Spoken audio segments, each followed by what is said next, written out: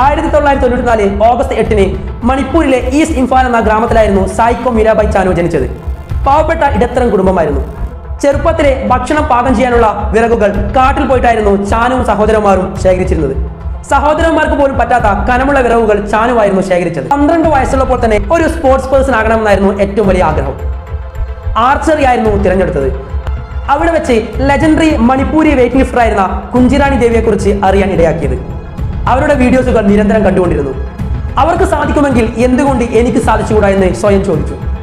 തന്റെ വീട്ടിൽ നിന്നും 22 കിലോമീറ്റർ ദൂരെയായിരുന്നു ട്രെയിനിങ് ക്യാമ്പ് ഉണ്ടായിരുന്നത്. അതിരാവിലെ തന്നെ നടന്നുകൊണ്ടായിരുന്നു ട്രെയിനിങ് ക്യാമ്പിലേക്ക് പോയിരുന്നത്. കഠിനമായ പരിശീലനത്തിനിടയിലും നേരിടേണ്ടി വന്ന ഏറ്റവും വലിയ പ്രശ്നം ഒരു അത്ലറ്റിക്കിന് വേണ്ട ഫുഡ് ഡയറ്റിംഗ് ആയിരുന്നു. ഇതിനു വേണ്ട ചിലവുകളൊന്നും ആ ചെറിയ കുടുംബത്തിന് താങ്ങാൻ പറ്റിയിരുന്നില്ല. പക്ഷേ ഒരടി പോലും പിന്നോട്ട് പിന്മാറാൻ മീരാബായി ചാനുവിന്റെ മനസ്സ് സമ്മതിച്ചില്ല. ഗ്ലാസ്ഗോയിൽ 2014 നടന്ന കോമൺവെൽത്ത് ഗെയിംസിൽ വെള്ളി മെഡൽ നേടി. പക്ഷേ റിയോ ഒളിമ്പിക്സിൽ ക്ലീൻ ആൻഡ് ജെർക്കിൽ 3 ശ്രമങ്ങളിലും പരാജയപ്പെട്ട് കണ്ണീരോടെയായിരുന്നു മീരാബായി ചാനു മടങ്ങിയത്. റിയോ ഒളിമ്പിക്സിലേറ്റ പരാജയത്തിന് ശേഷം ചാനു വളരെ സങ്കടത്തിലായിരുന്നു. വിഷാദ രോഗവും ബാധിച്ചു.